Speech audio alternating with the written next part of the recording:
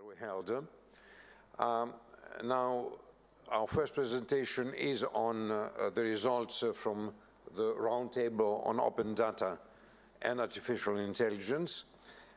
We will go very quickly through a couple of slides with Nanna-Louise and myself. I will comment on the first slide, if we can have it, please. Can we have the first slide, please? Nanna, please, can you? Yeah. Yeah, okay. What I'm going to do is I'm simply going to go very quickly over the results that we had, or the reactions of the sample of people, of citizens that we gathered, and the opinions they expressed. It was a lengthy meeting. It was people were there chosen by, with only one qualification, that they should have a secondary education. And these are some of the reactions we got.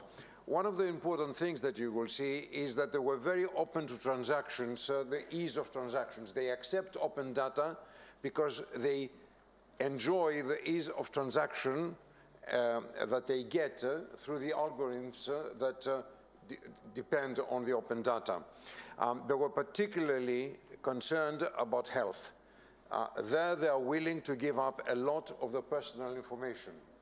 However, one of the things that really concerned them was, but we must have safeguards about how this is going to be used. And even more so, the second thing is, okay, fine, you tell them, suppose that we can get the safeguards that you want. The next question was, and who is controlling, who is guarding the custodians? So they are worried not only about the safeguards, but also who is applying the safeguards, because they're afraid that it may be a misuse on that point, from that point of view. The second thing that we saw was that they trust the state more than the private sector. When it comes to the management of data and to the control of data, they prefer the state to be more there, they trust the state more. Perhaps this is a general sort of point of view, but perhaps it's only something which in Greece more evident, because we tend to rely on the state more. Final 2 points. They accept by all means the bidirectional use of data. In other words, they say, okay, fine, we give our data to be used, but we also want to get a benefit from the data that we're given. For example, when we buy something online, we give automatically our data, and the company gets the data and then can use the algorithms to get all sorts of results out of it. We want to get something back for this, because this is our data. And the final thing is they were very concerned, and this was very, very clear during the entire meeting. They were concerned about the digital divide. They're afraid of this, they look at it, so they call upon the state, and that's why we put on it, educate, educate, educate. They expect from the state to help them get educated, to help to know how to use the digital tools, because they don't want to be left behind. Nanna-Louise, it's up to you now. Thank you so much for this great introduction. Before I kick off, thank you so much for inviting me to address this important issue. It was great to be able to work on these workshop series with Athens Democracy Forum. I must say I'm quite impressed by the work that you do and the role that you play in, getting all views heard so that we get the right regulation. I think it's crucial, that we hear about the fears, the anxiety, the things that are people's mind, because we need to get this regulation right, I think. It's very important. And I think especially this one that was curated by Microsoft, AI and data, not because we curated it, but because it really touched upon our democracy values, inclusiveness, fairness, equality, and I think it's probably no coincidence that we're talking about this at Athens Democracy Forum. As I said in the beginning, to get all the views from the bottom, this grassroots approach that you mentioned, I think it's super important. And I must say I was very impressed by the outcome of the citizens panel. I can really relate and understand the fear.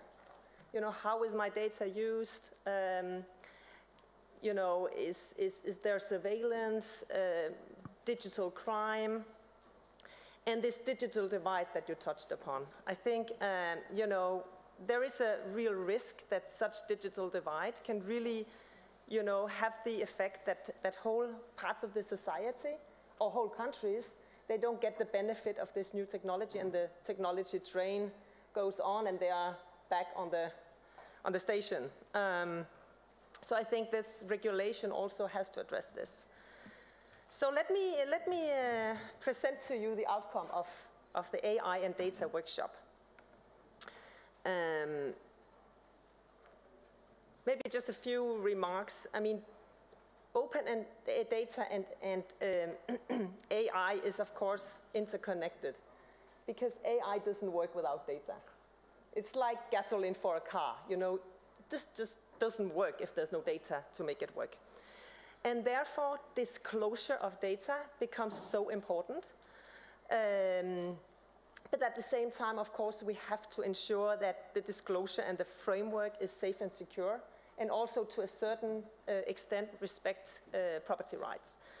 So what the expert group proposes around disclosure is establish guidelines and incentives to promote and regulate the disclosure of data by the private sector to best balance the need to know with property rights and solve conflict of interest in the disclosure and the use of data. So some guidelines and incentives are necessary.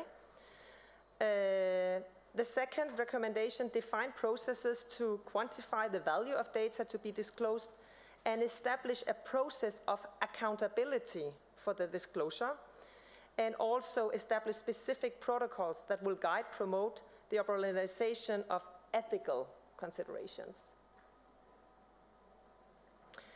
So this was the recommendations around disclosure.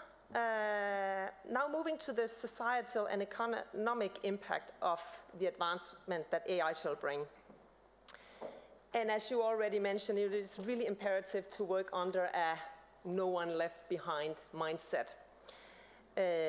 We need to make sure that everyone gets the benefit from this new technology, and not only those with power or money or knowledge. So what the group suggests is to ensure that the cost of complying with AI requirements does not prevent product and services from reaching the market when the use of AI can make them safer and better.